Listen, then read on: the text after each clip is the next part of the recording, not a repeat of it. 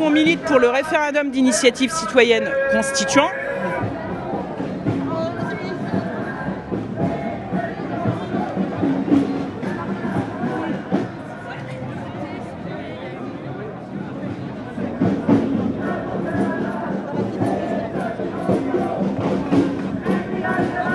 C'est un dispositif qui permet aux citoyens, par le biais de pétition, de pouvoir s'opposer.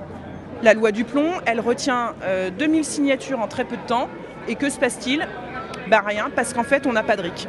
Il y aurait un RIC, en gros 700 000 signatures ou 1 million de signatures, le référendum serait automatiquement déclenché.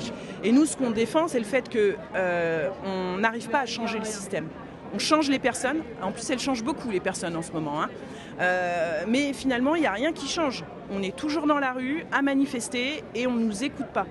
Donc avec le référendum d'initiative citoyenne, effectivement, si on veut destituer le président, voilà, ok, il y a une pétition, il s'en va.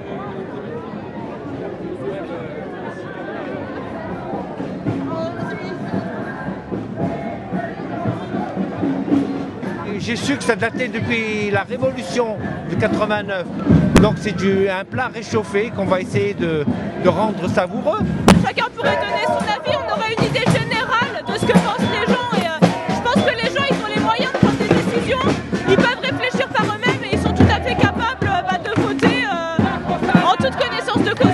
Ça a été un petit peu détourné de son contexte, notamment par le mouvement Gilets jaunes à l'époque. On a expliqué que le RIC c'était quelque chose un petit peu très de droite, alors que pas du tout. Le RIC c'est citoyen avant tout et que voilà, n'importe qui a la possibilité à aujourd'hui de donner son avis sur sa propre vie, son propre pays et que voilà, c'est tout simple en fait.